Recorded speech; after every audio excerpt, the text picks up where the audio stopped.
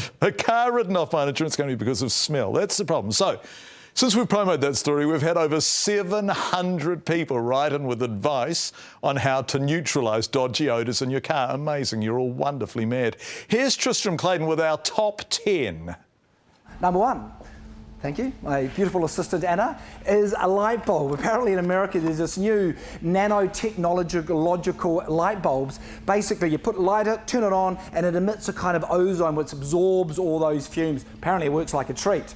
Number two, this was quite popular around the country, thank you, toothpaste. Now all you do with your toothpaste, you get a tube like this, you squeeze it into the stain, you give it a good rub, like that, there we go, and apparently next day, Bob's your uncle. Number three, thank you. This one is very, very popular. This was the good old white vinegar and baking soda. Now, quite simply, fairly liberal dashing of your baking soda, like that, and away you go next day, no problems. Number, whatever the next number is, lemons. Now this was again quite popular. Thank you, beautifully done. Quite simple, just cut up a bunch of lemons, put them in the back of your car, and next day you'll be right as rain. Along a similar vein, onions. Now, we've got a lot of suggestions about onions. This was very, very popular. Well over 100 people suggested onions. Cut them in half, in the back of your car.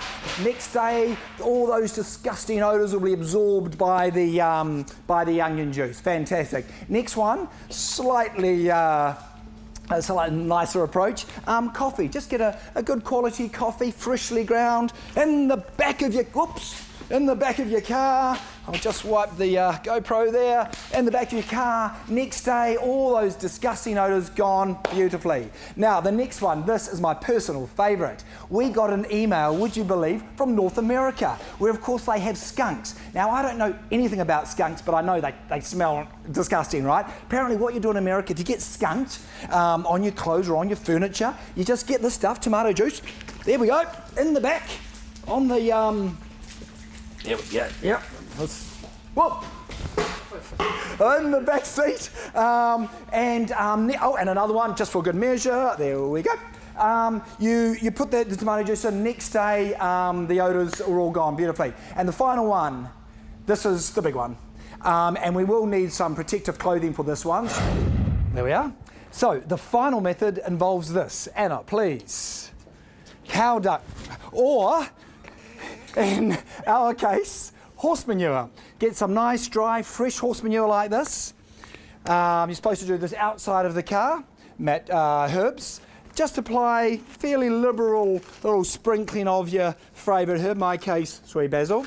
And then light the dry cow dung. Like that. Pail of water on hand. Thank you, Anna. Now you just let this die down.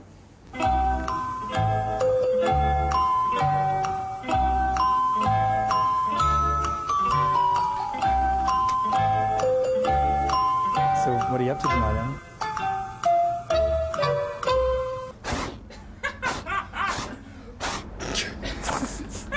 And when eventually that fire goes out, you then put the steaming, stinking pile of manure inside your car, come back 2 days later, and apparently that pile of manure will have completely neutralised the smells of the rotten snapper, apparently. And if all else fails, there's always the old pig. Tristram Clayton. Brilliant, with this beautiful assistant Anna Burns-Francis, shot by Grant Finlay, edited by Sarah Rowan. From one smelly issue to another, while Mark didn't have any success getting the sting out of his car,